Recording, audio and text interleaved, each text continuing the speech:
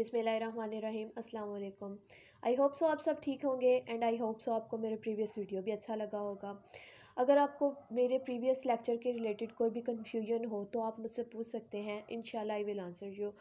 और इस टॉपिक के आज के लेक्चर के रिलेटेड अगर कोई कन्फ्यूजन हो तो आप वो भी पूछ सकते हैं। आज प्रीवियस वीडियो में हमने डिस्कस किया था, प्रीवियस लेक्चर में हमने डिस्कस किया था प्ले द बियर, जिसके राइटर थे एंटन चेकव। दी बियर प्ले की हमने समरी देखी कि थी कि दी बियर प्ले में है क्या।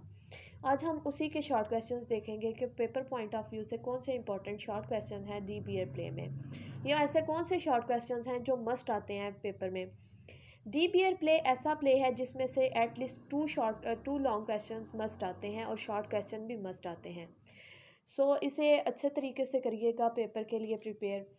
तो जो दी बियर प्ले है इसमें से सबसे पहला शॉर्ट क्वेश्चन ये पूछा जाता है कि पोपा के हस्बैंड का नाम क्या था।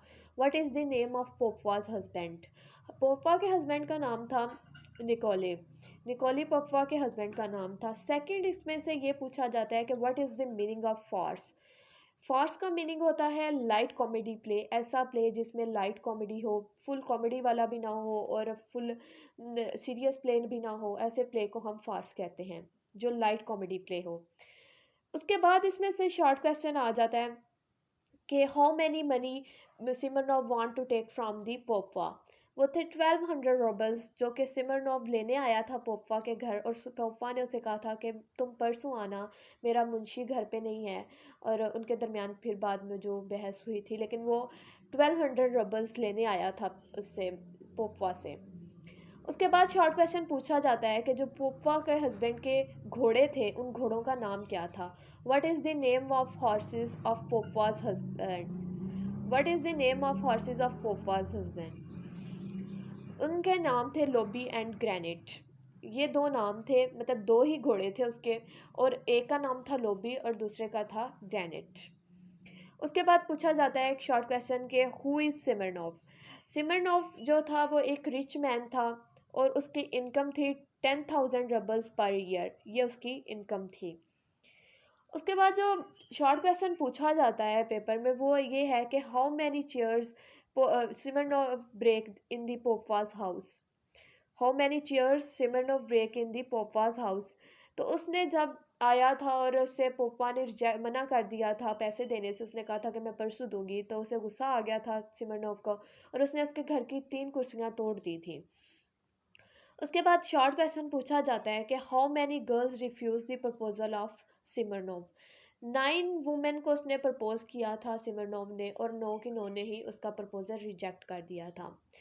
उसके बाद ये शॉर्ट क्वेश्चन पूछा जाता है how many womens refuse by Smirnoff. मतलब सिमरनॉफ ने तो औरतों को प्रपोज किया था, 9 औरतों को, इसके साथ साथ कई औरतों ने सिमरनॉफ को भी प्रपोज किया था। तो शॉर्ट क्वेश्चन ये पूछा जाता है कि कितनी औरतों ने सिमरनॉफ को प्रपोज किया था। 12 वुमेन्स थी जिन्होंने सिमरनॉफ को प्रपोज किया था।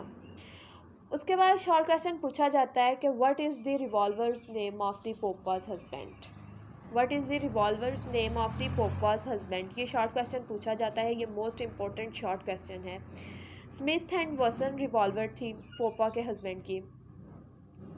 ये इसके थे शॉर्ट क्वेश्चन जो पेपर में पूछे जाते हैं। इन शॉर्ट क्वेश्चन में से जो मोस्ट इंपॉर्टेंट शॉर्ट क्वेश्चन है वो ये है कि उसके पोपा के हस्बैंड के जो हॉर्सेस थे उनका क्या नाम था।